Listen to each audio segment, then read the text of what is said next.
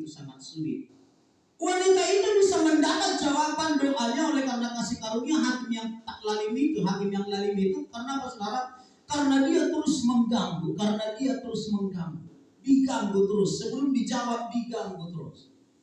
Nah saudara, ada juga rupanya seperti itu. Saudara kalau mau rajin berdoa, mungkin dalam hal yang lain Anda kurang.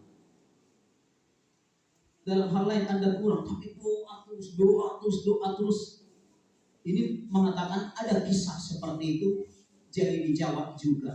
Tapi langka seperti itu, saudara, langka. Karena namanya juga adalah hakim yang lalim. Yang diutamakannya adalah kerajaannya. Daripada kerajaannya terganggu, maka orang yang lalim pun terkadang akan ditenteramkan. Maka di dalam perpolitikan bangsa bernegara di dunia ini, ketika ada seorang yang menjadi pengganggu kalau tidak punya kedudukan atau jabatan, terkadang dia itu akan diberi posisi supaya nyaman, supaya aman. Itu ala dunia, namanya juga hakim yang lalim. Supaya aman. Tapi Tuhan kita bukanlah Allah yang lalim, saudara terkasih. Dia adalah Allah yang adil. Katakan amin. Dia Allah yang adil. Saya tidak tahu di posisi mana kita, saudara. Apakah kita ada di posisi orang yang hanya berharap berdoa tanpa melakukan apa-apa? Saya tidak tahu apakah itu akan dijawab. Di dalam kisah ini doanya dijawab karena yang menjawab pun adalah hakim yang lalim.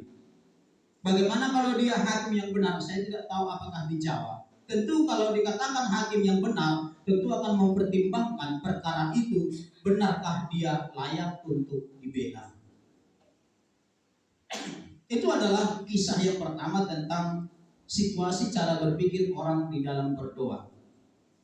Ya, sikap yang kedua orang dalam mengikut Tuhan atau berdoa memohon kepada Tuhan dengan menyogok Tuhan.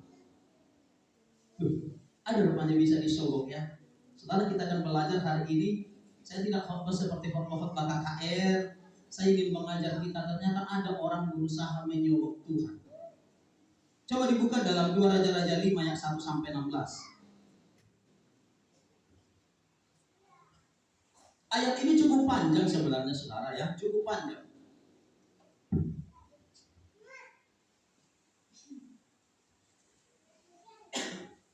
Ya, belum diganti ya. Dalam 2 Raja-Raja pasal yang kelima ayat 1 sampai 16, di sana ada seorang panglima Raja Aram yang bernama Naaman. Dia adalah seorang yang sangat terpandang di hadapan tuannya dan sangat disayangi karena selama dia ada di rumah di kerajaan tuannya itu selalu mendapat berkat. Maka saudara tidak heran kalau ada orang yang benar, ada orang yang layak di hadapan Tuhan, dia bekerja dalam satu perusahaan orang yang kurang layak di hadapan Tuhan, bisa juga orang itu kecipratan berkat. Sama seperti Yusuf yang tinggal di kerajaan Mesir. Yusuf adalah orang yang dikategorikan berkenan di hadapan Tuhan, tapi dia tinggal di daerah penyembah berhala. Demi Yusuf, karena Tuhan berfirman kepada Abraham, aku akan memberkati orang yang memberkati engkau, mengutuk orang yang mengutuk engkau, dan olehmu semua bangsa mendapat berkat. Semua bangsa. Berarti saudara, oleh karena Yusuf, kerajaan Mesir juga mendapat berkat. Nah, kita perhatikan dalam ayat ini, Naaman seorang panglima Raja Aram adalah seorang terpandang. Dia sangat disayangi, oleh sebab dia Tuhan telah memberikan kemenangan kepada orang Aram oleh karena dia. Tapi orang itu penyakitan atau disebut di sini sakit kusta. Lalu saudara, ketika saat itu orang Israel berperang dengan musuh-musuhnya, orang Aram itu pernah menang, lalu menawan seorang wanita. Kita perhatikan kalau sekarang di TV, antara Israel dan Palestina itu kan ada tukar tawanan.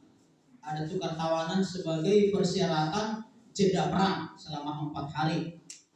Berarti zaman dulu juga ada sistem tawanan kalau perang. Jadi pada saat itu wanita ini sedang ditawan oleh Raja Aram, lalu dibuat menjadi pembantu bagi istri Raja Aram pada saat itu.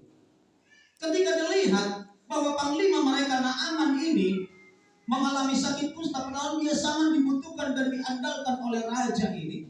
Berbicaralah gadis orang Israel yang ditawan itu kepada nyonyanya atau kepada istri raja ini. Cobalah pergi ke Israel. Saya tahu di sana ada seorang hamba Tuhan, ada seorang nabi yang bisa menyembuhkan penyakit tuanku. Lalu sudah cerita sekarang, mereka pun mulai bereaksi dan akan melakukannya. Lalu kita melihat saudara yang terkasih, kita perhatikan, kita loncat dulu ayatnya.